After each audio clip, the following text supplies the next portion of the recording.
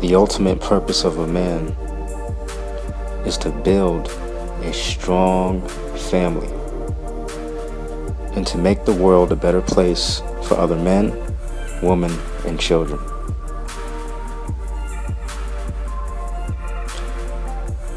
The ultimate purpose of a man is to build a strong family.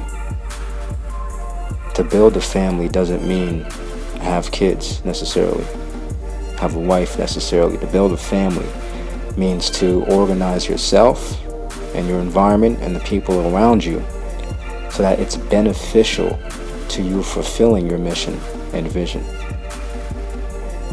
You have to build a family around you the same way that CEOs have an executive C-suite. The same way that a CEO has a chief operating officer, a chief marketing officer, a chief information officer, a chief learning officer, a chief financial officer, a chief technical officer. The same way that a company becomes a company by having company. There's a difference between a business and a company. If you're lucky, you have both. But not all businesses are companies. Not all companies are businesses. When you have a business and a company, you have power. Because you've got human capital, organizational capital, and financial capital. The company is composed of the people that run the business, and the business means the business activities, the activities transacted by that company, by that business, what those people do. A lot of people ain't doing shit, and a lot of people ain't making money. And a lot of companies ain't great, or can't really be considered companies, because they have business partners with contrasting agendas and ulterior motives that don't align with the reason the company was established in the first place. Because the company's purpose is weak. The company's vision is weak, and the company's mission is weak. When a company has a weak purpose, mission, and vision, it's weak. It ceases to exist the same way that if a man has a weak purpose, mission, and vision, that man ceases to exist. He doesn't know how to prioritize his actions because none of his actions is aligned with anything. When you have a clear purpose, when you have a clear mission, when you have a clear destiny, I'll share my purpose with you. My purpose is to be wealthy. Is to be wealthy while I'm young, to be wealthy in my 20s. I have a specific number that I think of, or that range that I think around when I say my purpose is to be wealthy in my 20s. Secondly, my purpose is to be a high-value man and contributor to society.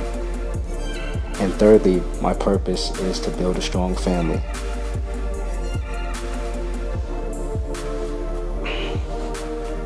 That's my definite chief aim. I have that on my wall. I look at it all the time, every day. I'm to the point where I don't need to look at it anymore. It's in my blood. It flows through me. And when I'm socializing, it's felt in my energy. I can take it serious. I can take it light. It doesn't matter. It's a part of who I am.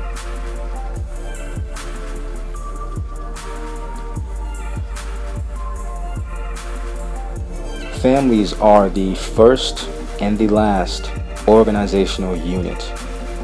Families are what facilitate progress. In order for a family to happen, a man and a woman have to unite. A high-value man has to unite with a high-value woman. That man can unite with multiple high-value women, but there has to be a union between the masculine and the feminine. That's what creates progress. That's what advances progress. This is what the flow of the universe is based off of: masculine and feminine energy. Giving, masculine, and receiving, feminine energy.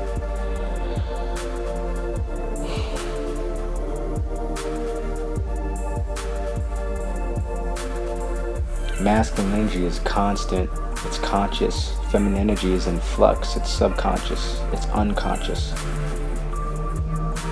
When women speak, women don't speak in literal terms. They use relational meanings to try to help you interpret what they mean, what they're actually trying to say.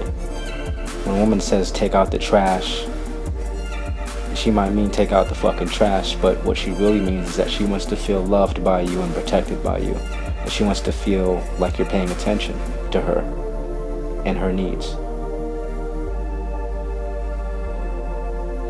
Women don't speak logically, they speak metaphorically. So it's up to the man. If the man wants to understand his woman and make his woman feel loved, that man must intuit and make a real conscious effort to understand and learn his woman's emotions in the moment, because women are emotional creatures. They're energy in motion, and they're sensitive, they're sensory active, and so they are constantly feeling for strength moment to moment. And so when a woman is communicating, she is communicating three things other than what she's actually saying, which could be literal, but most of the time it's just emotional. So these three things are that a woman communicates are: one, a woman is communicating what she's feeling in the moment. A woman is communicating what she's feeling in the moment. Two, a woman is communicating what she wants to feel in the moment. She's communicating a need for what she wants to feel, desire for what she wants to feel in the moment. And three, a woman is communicating how she doesn't want to feel in that moment. So if a woman is arguing with you, she's really communicating a feeling she doesn't want to feel. And also at the same time trying to help you to help her feel an emotion other than what she's feeling in the current moment. She just wants to feel. Woman doesn't want to feel good all the time. They want a range of emotions, but most of the time women want peace and prosperity. Women want to feel amazing. They want to feel loved. They want to feel cherished. They want to feel like you're strong all the time. Women don't want all of your attention. Women want to want all of your attention. It keeps them in pursuit of their man. It keeps them on their game. They like that. Women look to their man for the example. Women don't seriously begin to feel a certain way until their man validates that emotion. So if a woman is feeling like she's really stressed out and worried about something, and then she looks at her man, and her man is demonstrating with his actions, his tonality, with his words, with his thoughts, with his energy and vibe that he's worried, then that woman has a right to be worried because her man is worried. The man is the leader, the superior being, the strong one. If her source of strength is worried or shaken, she damn sure has the right to be worried or shaken because her mountain is crumbling. The man is the mountain and the woman is the mountain climber. Now when a woman is climbing the mountain and the mountain is stable, everything's good, she's happy, she knows she can trust the mountain, she could lean on the mountain, she can confide in the mountain could bear tension. The mountain is strong, it ain't going nowhere. That mountain is powerful because that mountain is holding it's holding its place. It's holding itself. It's holding its position in time and space. That's what makes that mountain powerful. It is an unmovable object. It will always be there. It's reliable. The mountain doesn't bitch and complain. Now when an earthquake happens or crisis happens, the woman can feel that earthquake or crisis through the mountain's rock wall, through the mountain's vibration. Now, if that mountain holds still, retains and holds its position in time and space, even while that earthquake's happening, that woman can stay in her feminine. She has no reason to panic. She feels safe, she feels secure, she feels protected, and she feels loved because that mountain is unshaken by that earthquake. She feels safe. However, on the other side, if that mountain begins crumbling, then the woman, who is the mountain climber, has reason to panic because her mountain is self-destructing from within. It's cracking. It's not strong enough. And so she's going to hightail it out of there and get off that mountain as quickly as possible and find another mountain that's stronger.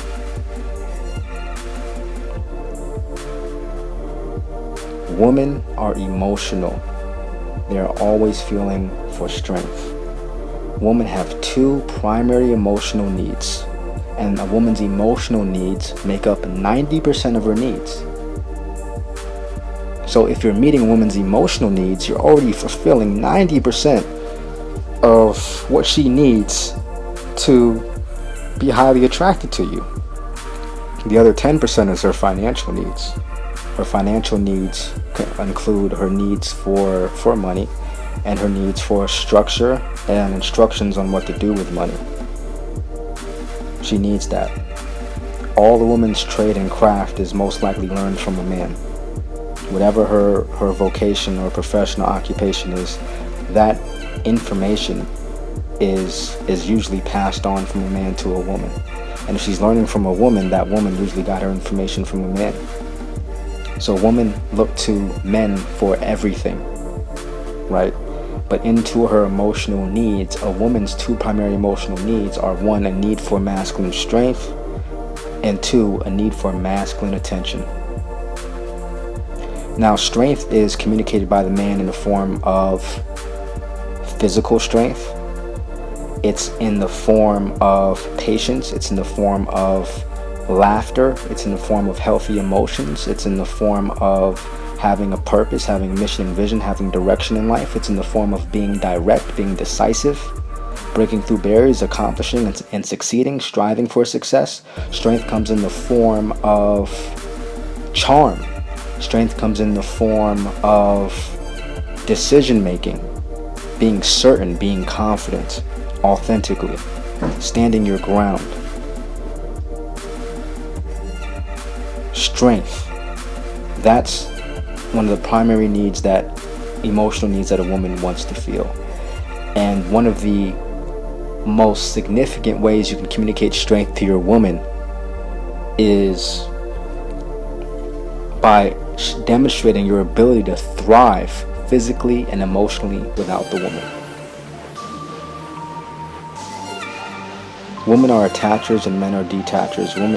Women are attachers to attach to something that can create a high quality life for them and facilitate a high quality life, and men are detachers because they have to go out and hunt and do their thing. Now, when you demonstrate your ability to thrive physically and emotionally without your woman, meaning you're not confiding in her and pouring your heart out and telling her you love her all the time and I miss you, this and that all the time, and sharing your problems and your struggles, that's strength to her, because she knows every man is not free of difficulties. Every man has problems and difficulties that he's constantly dealing with and struggling against. But she wants a winner. She doesn't want a whiner or a complainer or someone that needs a second mom to emote with him. No, she wants to be the one that emotes. She wants someone who can bear tension. You have to be able to bear more tension than she does. That's the only way she can respect you, because if you can't bear tension, she'll look at you like another woman, not a man. Now, women are turning lesbian because they're not getting their needs met from men. Women are dating multiple guys at the same time. One guy's paying their rent, one guy's paying their car note, the other guy's fucking them, and the other one is someone they can confide in and one that gives them attention anytime they want it. Women are getting their needs met from multiple men these days. They're attempting this. They will never be able to do it. They will fail. But they're attempting to get their needs met from multiple men because they can't find one man that can fulfill their needs in totality. They can't find the alphas. They're wondering, where the fuck are the alpha males at? Where are the men at? Strength. Remember strength. Remember what we said strength was. Women are the ones that are responsible for building the relationship. Women are 80% responsible for building the relationship and making that relationship effortless. The man leads that relationship, but he allows the woman to meet him at his level, to catch up. Meaning that when a man leads a relationship, he's not the one bringing up marriage, he's not the one bringing up kids, he's not the one bringing up becoming committed. He doesn't bring that up. What he does is he directs the relationship to where he wants it to go. So because the man is offering such incredible strength to his woman, and he's offering his woman strategic attention we'll get into in a moment, but because that man is offering his woman strength and meeting her needs, he gives that woman the ability to fall in love with the man. That's what women want. Women want to fall in love. They have hearts. They want to use them to their fullest and highest extent. And women want to be desired by the man that they fall in love with. And men don't want to fall in love. Men want to desire the woman that falls in love with them. Men don't want to fall in love. Men want to desire the woman that falls in love with them. Women want to fall in love with the man who desires them.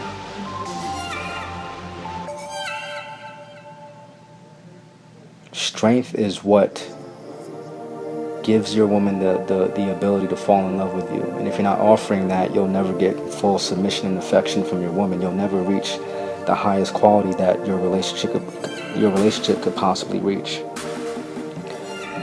You lead the relationship. You don't bring up marriage, you don't bring up kids. You wait for her to bring that up or for her to suggest at it, and if that's what you want, then you go for it. But you wait for her to get to that level, because the teacher will appear when the student is ready. The master will show up when the student is ready. The student, the woman, a student of your leadership, a disciple of your leadership, needs to show and demonstrate a readiness and a willingness and an ability to continue with you. She needs to show that first before the master shows up. Then the master can lead and guide, but she needs to show coachability and compliance and a real desire that she wants this. And she needs to show it through action, through a series of submissive acts to win your trust. You can never trust a woman until she's in love with you. Because if she's not in love with you, she's looking to fall in love. And if she's looking to fall in love, that means you're not meeting her needs. So why should she be loyal to you?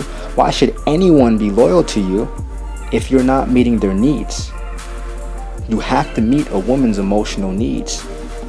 If you meet a woman's emotional needs, her need for strength and her need for attention,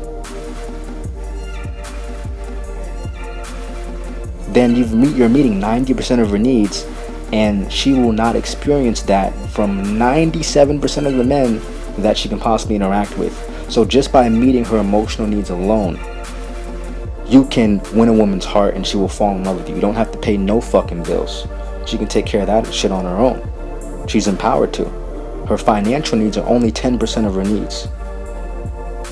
A man has a higher need for financial gain because men are willing to kill, willing to go to war for resources and money. Women are not willing to do that. Society's day and age has made it easy for women to go and get their bag. But men are willing to kill. We're willing to go lengths for money. Our needs for money are higher than a woman's needs. A man's emotional needs are less than a woman's emotional needs. A man's emotional needs this is what you get when you consistently give your woman incredible strength, and you should strategically give your attention to your woman. You allow her to earn your attention all the time. You never change up. In exchange for you offering your woman strength and attention the right way, she gives you affection and submission. She gives you love. She has sex with you. She cooks for you and does all these things. She serves your purpose. She serves you. She finds a way to serve you. That's submission. And all the other lovely stuff, the softness that we want from women, that's her affection. Women can give affection freely if they wanted to, and men can give women strength freely, and should give strength freely, because strength is communicated in your ability to thrive physically and emotionally without women. And that's what women are attracted to. The fact that you don't need them and you're strong on your own. That is the single most way you can communicate strength.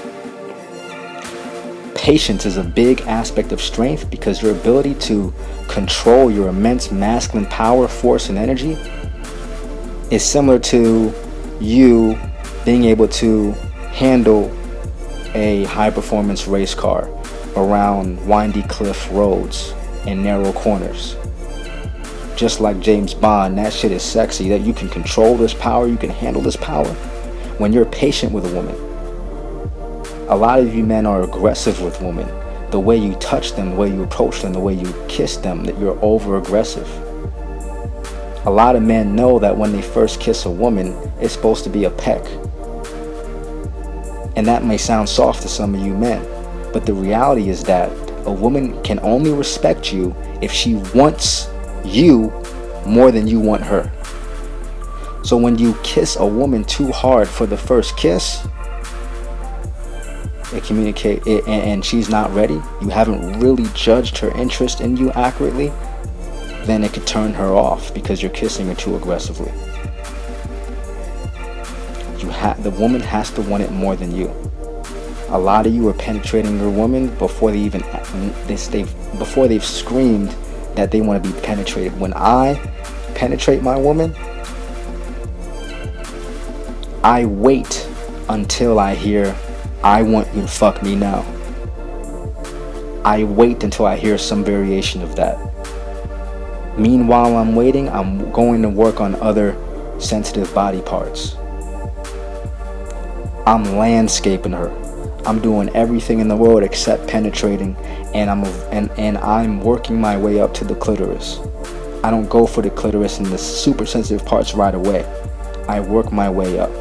I warm her up, I preheat the oven. 35 minutes of that, and she can't take it. She cannot take it anymore. She can't take the tension, and that's what I want. I'm demonstrating my sexual authority because I'm able to bear more tension than she does. I can wait before I penetrate her.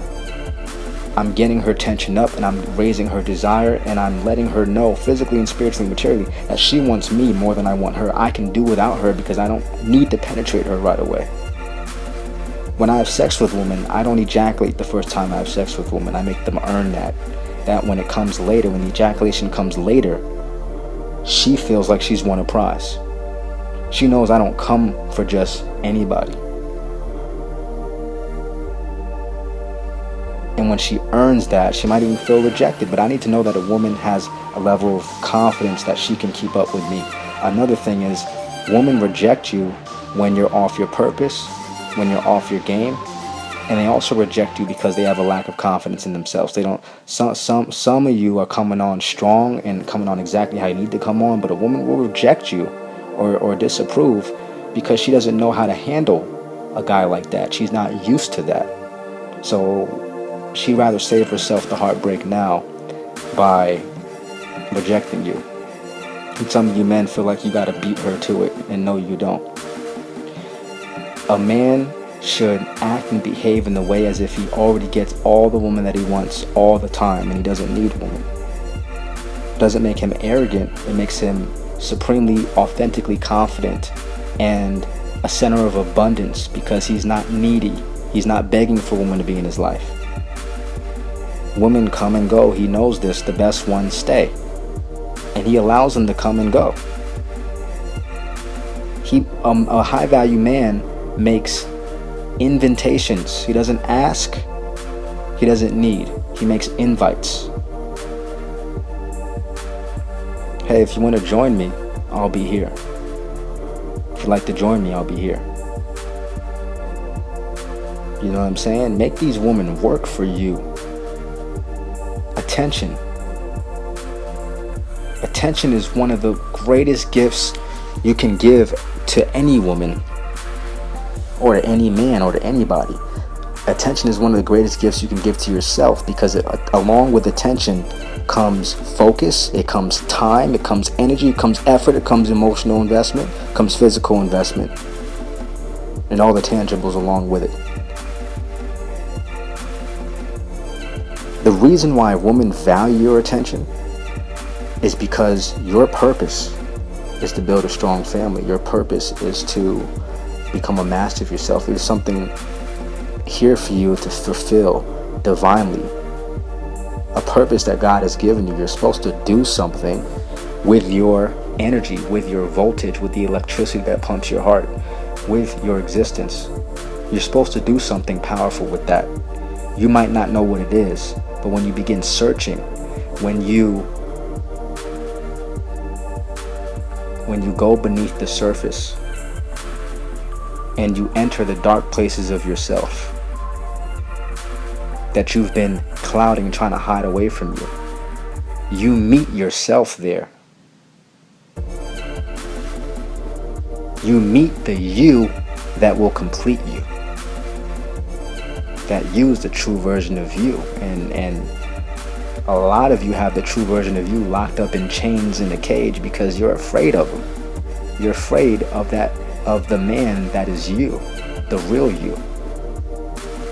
And a lot of times women reject you because you're keeping that man suppressed because someone told you to, somebody else told you to. Someone said it was immoral for you, or made you feel like it was immoral for you to be yourself. Your raw self. A lot of you ain't putting rubbers on your dicks, but you got rubbers on your words and you're afraid to be raw with a bitch. Be raw. Take the rubber off your words and put the rubber on your dick. Your attention is valuable because it validates a woman. It validates a woman because women instinctively know that men is God's builder. We build everything. We invented makeup and cosmetics and all the beauty stuff that women apply to themselves. Only we used makeup for war and we called it war paint. Wardrobe. We invented clothes. And now women call their closets wardrobes. We are the builders. And women instinctively know this.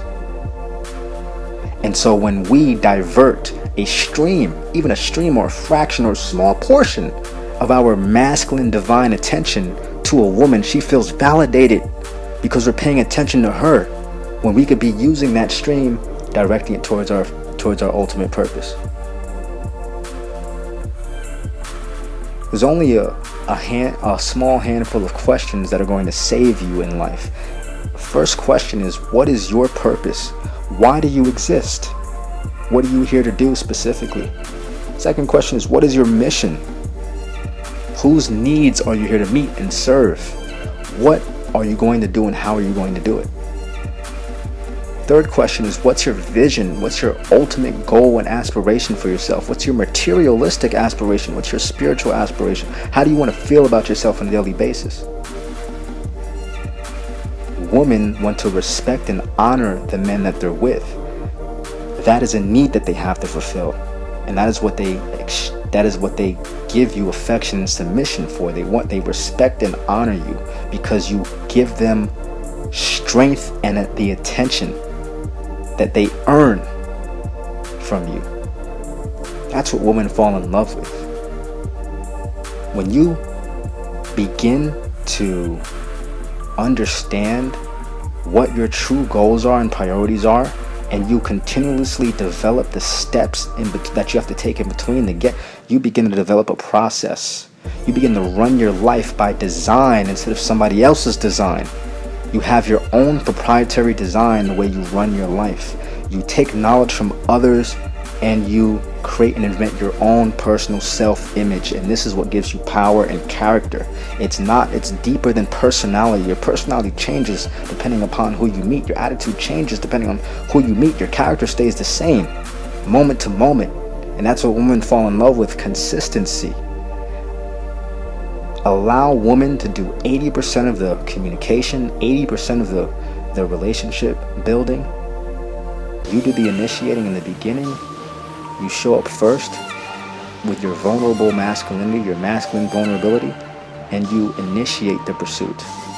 And then you back off and allow the woman to chase you for the remainder of the time she's in your life. You showed up already. You were vulnerable. Now it's her turn. And it stays her turn.